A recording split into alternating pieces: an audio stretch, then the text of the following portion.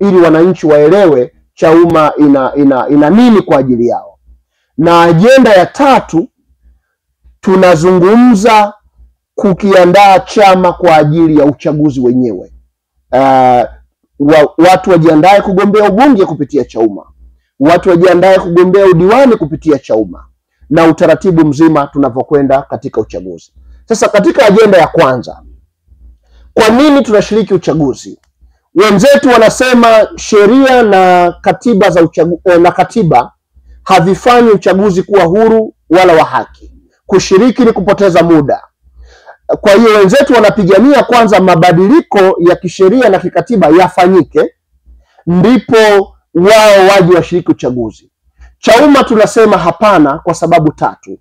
Moja, hatuamini kwamba wenzetu walio madarakani watakuwa tayari kutengeneza katiba nzuri na sheria nzuri ili tuwang'oe madarakani. Mtawala wa namna hiyo duniani hajawahi kuwepo popote pale.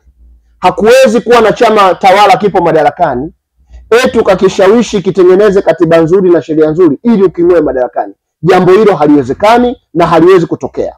Kwa hiyo kususia uchaguzi hakuna tija.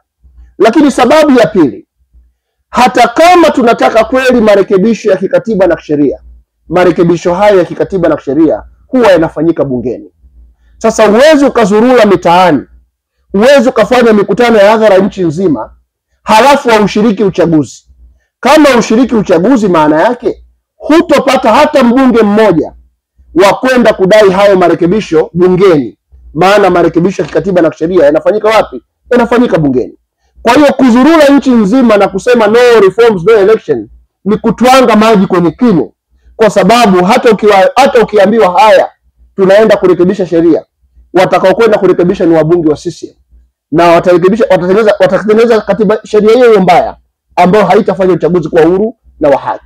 Tunasema twende kwenye uchaguzi ili tukapate wabunge kadhaa wakapiganie sheria nzuri na katiba nzuri, nchi hii izidi kuwa kidemokrasia.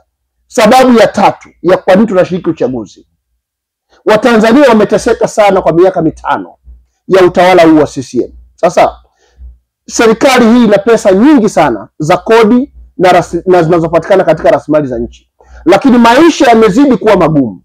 Tukisusia uchaguzi, tafsiri yake ni kwamba CCM atachukua urais, atachukua wabunge, wataendelea kubaki peke yao bungeni, watafanya watakavyo. Watanzania watateseka kwa miaka mingine 5. Hawatokuwa na msemaji wa kuwatetea bungeni. Hakutakuwa na jitihada za kuhakikisha Watanzania wanapiganiwa ili maendeleo yapatikane. Nitoe mfano. Ndani ya miaka hii 5 tumeona CCM wamepitisha sheria za hovyo sana kwa sababu wako peke yao bungeni.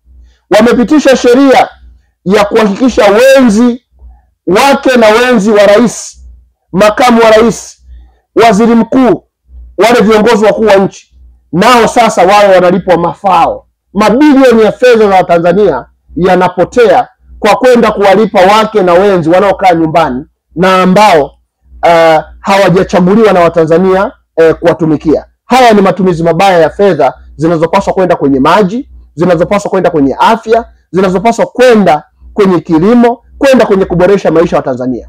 Kwa nini haya yamefanyika? Kwa sababu CCM wamekuwa peke yao bungeni kwa miaka hii 5. Tumeona zimetengwa fedha nyingi za kununua magari zaidi ya bilioni 500. Fedha nyingi zinatengwa kila mwaka kwa kununua magari, mashangingi. Fedha nyingi zinatengwa kwa ajili ya kununua, kubadilisha samani za ofisi. Unakuta ofisi ya waziri mkuu